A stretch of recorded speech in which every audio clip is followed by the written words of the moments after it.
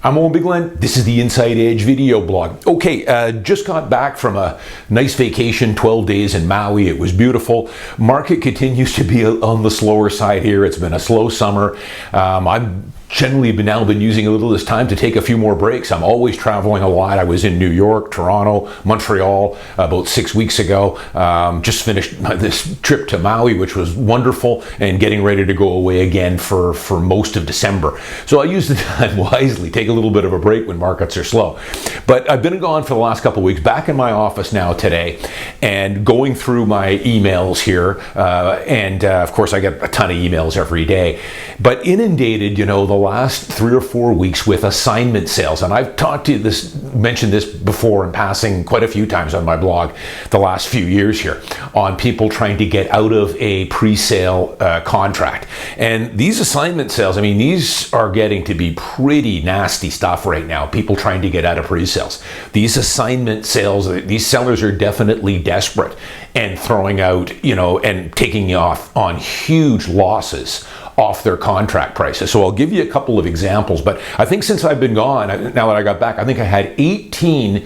They're spam. These realtors email me these unsolicited, but you see, they have to. They get the list of all the realtors or all the realtors that do a lot of business, Medallion club members, because they can't put these assignment sales on the MLS. They have to either spam realtors with these or put them on Kijiji or Craigslist or Facebook Marketplace. And that's why it makes these pretty much not totally impossible, but incredibly difficult to sell. I turn down 90% of the calls I get every month looking for me to sell an assignment, and maybe 1 out of every 10 I'll refer them to a realtor, because I won't get into off-market sales. I don't work that way. That might be able to help them selling it off market. But I'll get into that in a minute here. But, I think I had about 14 or 15, so I'll give you guys some examples here and some of the headlines of these emails I'm getting. This one I got here last week: their loss is your gain. And this is a 2-bedroom in Burquitlam area that pre-sale. It's going to be available early next year. The headline is they paid, they're selling it, listing it for $750 is the assignment price, over $100,000 loss to the seller on the contract price they paid, I don't know, probably 3 or 4 years ago as of now, plus the real estate commissions and on top of that. So even if they got this asking price of $750, which they're not going to get, they're looking at probably $130,000, $140,000, $150,000 loss on this small 2-bedroom, 2-bath unit here in Burquitlam. Another one I got here, this one is in Vancouver. This is on East Broadway. This is a 1-bedroom, 1-bath, motivated seller, assignment sale, of course, seller taking a loss on it. They're offering this at $665. They say here a third party is appraised it at $670. Well, I don't know.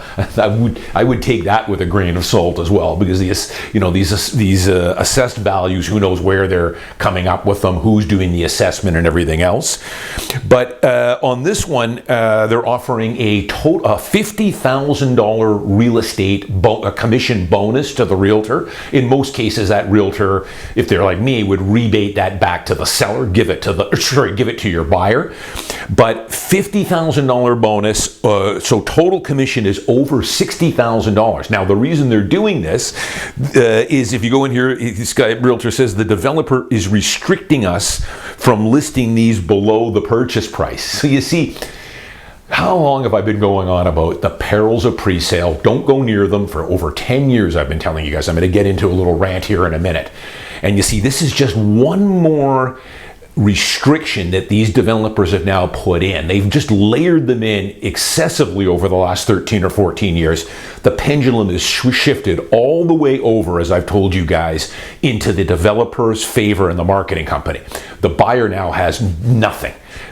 Which isn't the way it used to be. I've done lots of blogs on, I used to buy pre-sales, assignments all the time. It was a gravy train. But it all started shifting about 12, 13, 14 years ago, and now it's all the way over to the developer's favor, and you have virtually no rights or no way to get out of these contracts anymore. So So to get around that, pretty smart. I got to give this guy credit. We can't sell it below what the developer is still probably trying to sell units at, but instead we'll bump up the commission to over $60,000 to get around that. But again, these are going to be so tough to sell, guys, as an assignment. I've done lots of blogs on trying to sell an assignment. Every month I get between 2 and 3 or 4 calls a month. Lately, I've been getting more. I had 2 when I was away in Hawaii. They're always a sad case. They're always the same thing. The last couple I had, the one I just called the other day was in Surrey. Another one was in Burnaby. Always the same thing. They bought them 3 or 4 years ago at peak price. So they bought them in 2021, 2022. Market was way better. In some cases, this last one I just talked to, and I've seen this before, there was 2 people that bought it, a partnership. And now, of course, either one or both of the purchasers cannot get the mortgage, which isn't unusual because you're not qualifying for the mortgage 3 years ago when you bought it at the display center. You have to wait until just before completion now to run the numbers to see if you qualify. The other thing, of course, is the bank looks at it and says, okay, you paid $650 for this condo 4 years ago. We think it's only worth $580 now. They've gone down. So we need you now to kick in another $50,000 cash down payment to make this deal happen, and they don't have the money. So they call me up and say, you know, how do I get out of this? Well, I always tell them the same thing. I said, chances are, well, usually they know, can I put it on the MLS as an assignment? No, it's never anymore. You can never put them on the MLS anymore because the developers have got holdbacks and they're still trying to sell units. So I say, you're in a tough jam here. Consult a lawyer, and I will usually give them a recommendation to a couple of law firms that specialize in real estate law and know how to and are experienced in these matters. But it's terrible. They have no way out on this. I tell them you can either do a few things. So the best thing to do is to try and see if you can get qualified for the mortgage and close on this unit.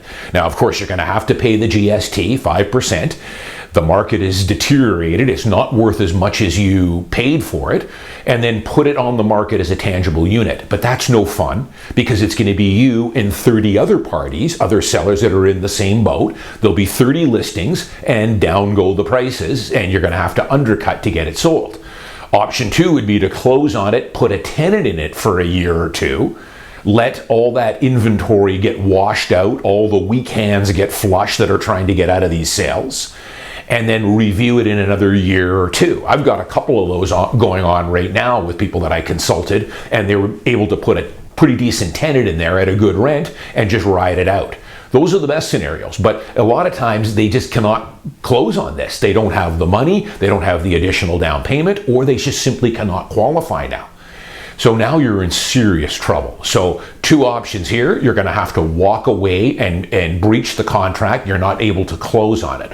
So immediately you will lose your deposit funds, whatever that is. This last one I had in Surrey here, she had $82,000 down, her and her girlfriend, 82 grand. It's gone. That's going to be forfeited. And then the other problem is that now that developer will then put that unit back on the market. And depending on what they sell it for, it's probably going to be sold below what you paid for it 3 or 4 years ago. They can sue you, the developer, and will go after you for damages depending on how severe it is.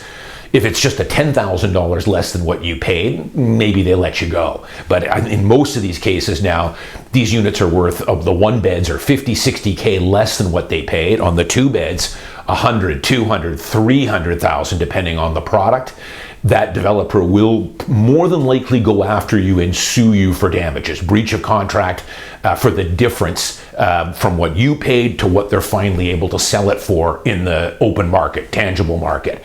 So it's a lose-lose situation, and it's extremely tough. But that's the state of pre-sale these days, guys, and the perils of it. You know, I told you so, right? Come on, you guys know, how long has Bigland been on pre-sale and to stay away from it for the most part? 11 years now, I'm pretty certain. 10, 11 years at least I've been saying pre-sale can make sense in very certain circumstances. And those circumstances are, you're not ready to move into it for 3 or 4 more years. You're getting it at a fairly decent price, although you don't really do these days. Maybe it's just a simple one bed for 600 grand or 575. It's not a huge capital outlay. It's right across the street from your office or right down the street from your parents. Okay, go for it. But and you're going to buy it, live in it, and enjoy the home for 8, 10, 15 years or longer. If you need to move up, maybe you'll just rent it out from there. But in the other circumstances, if you're doing this as a flip or as an investment, or you're not sure if you're going to be able to move into it in that time, you'd be far better off hiring a good realtor, someone like me, someone on my team, showing you tangible product where you don't have the GST. You can look at the cupboards, you can look at the counter space, you can look at the parking spot, you can negotiate it, no GST, and move in right away. You're far superior with that. I always laugh when I see in the Vancouver Sun, it's all in the news now. That's one other thing I want to make sure people understand. There is no condo crash right now. A lot of people are saying, oh, the market's brutal and all that. The market's slow, for sure. But don't confuse the pre-sale condo market or the just completed brand new condos that people are trying to unload with 40 other sellers. Don't confuse that with the tangible market, which is 20 times bigger. The tangible market, we've got 90 years worth of supply out there that has been built. With the pre-sale market, it makes up a very small percentage of the overall market. That pre-sale market and that newly built market is in a world of hurt, as you can see with these assignment sales. But don't get that confused with the tangible market. The tangible market has been slow, but overall right now, one-bedroom condos, the low end of balanced. It's balanced. Things are selling. If they're priced right, they're going to move. And it's in a lot of cases in the detached market, luxury condos, definitely in a buyer's market, but it's not in that free fall mode that the pre-sale condo market is. They're night and day markets there. So, you want to don't get them. I'm seeing a lot of people saying that the entire market is in free fall, and it's not. It's the pre-sale market that's in free fall right now. So, that's the state of that business right now. But, back to pre-sale, for most people, you'd be just better off, again, buying tangible product. I always tell people, I've used this analogy before, buying pre-sale is kind of like buying real estate on training wheels, bicycle training wheels. Because you see, there's no negotiating with it. You go into the nice display center, you look at the brochures, you have a complimentary cappuccino, they give you the price sheet, and that's what you pay. It's kind of like General Motors when they had that Saturn motor division. Remember Saturn? They were around for about 10 years. It was a different type of car company, and they did well for the first 3 or 4 years because it was the same thing as pre-sale. You'd go into the Saturn dealership, and there was no negotiating. No pushy salespeople, no heavy negotiating. They would give you a price sheet, and that's the price you paid. And to some consumers, that was attractive. They didn't want to get into a negotiating with a salesman and potentially getting taken advantage of. They wanted to just go in and buy a car off the sheet. The problem was the cars were garbage. You would have been better. You're overpaying for them. You would have been better off by negotiating on a Honda or a Toyota or a Mazda. Far superior product. It's the same thing with real estate. You go in and there's no negotiating, easy, you pay the price, you pay a 5% GST, it's more expensive than tangible product, you're paying for that layaway program and the cappuccino. But you'd be far better off buying a far superior home, better location, tangible, better price, you can negotiate it, and no GST. It's the exact same thing. And I've been saying for 10 years, with the exception of some certain circumstance, for the most part, you're out of your mind to buy pre-sale. And I saw an article in the Vancouver Sun and in the Financial Post about, and it still is the case. Pre-sale has been very desirable over the last 10 or 15 years for investors because they like it, because they can put in the old days it used to be 5% down and that was it. So that was great for investors. But that's not the case anymore. Now you're having to put 5 or 10, another 5 and another 5. You're putting down full deposits now after 180 or 200 days. So it's full 20% down now. So you're not keeping any money on the sidelines there like you used to be able to do with pre-sale. And they would say, they like the layaway program. In the good old days, you could buy it for $600, and by the time you got the keys 4 years later, it was worth $640, and that was great. Well, it makes no sense. First off, you do realize, if you're an investor, that you can go buy a tangible unit at that same time at a far better price. And if the market goes up over the next 4 years while you're waiting for your pre-sale, guess what? That tangible unit you bought is also going up. You know that, right? So you're still participating in any market lift there, whether you buy pre-sale or you buy a tangible unit. The problem is, at least with the tangible unit, you're buying, in most cases, far superior location. It's tangible now, so you know what you're buying. You have no clue what you're getting when you buy a pre-sale. Case in point, the Butterfly, which I'm going to do some more blogs on, and what a fiasco that is. Those interiors are heinous in there. I don't know what you were buying at the display center, but if that's what you were buying at the display center, yikes. You know, you can look at the parking space, you can look at the outlook, you can flush the toilet, you can negotiate the price, negotiate the completion dates and the occupancy dates, and no GST. So again, it's like buying real estate on training wheels. For the life of me, I've never understood why pre-sale was desirable to investors. You're not an investor. You're just an investor on training wheels if you're buying pre-sale. If you hired a good realtor, you could buy a superior tangible unit for less money, and you're still going to participate in that layaway program that you think's attractive. So enough for today. Assignments, there's some desperate assignment sellers out there, but I'm going to do a couple more parts on this because this is all that's in the news right now. Again, I want to put my disclaimer out that don't let the pre-sale market or these newly built condos, don't let that influence your thinking on the overall market. Yeah, the overall tangible market has been slow since the summer, but it's hardly the floor is dropping out here. Prices have kind of been leveling off here now the last 3 or 4 months. I'm selling lots of tangible condos every month.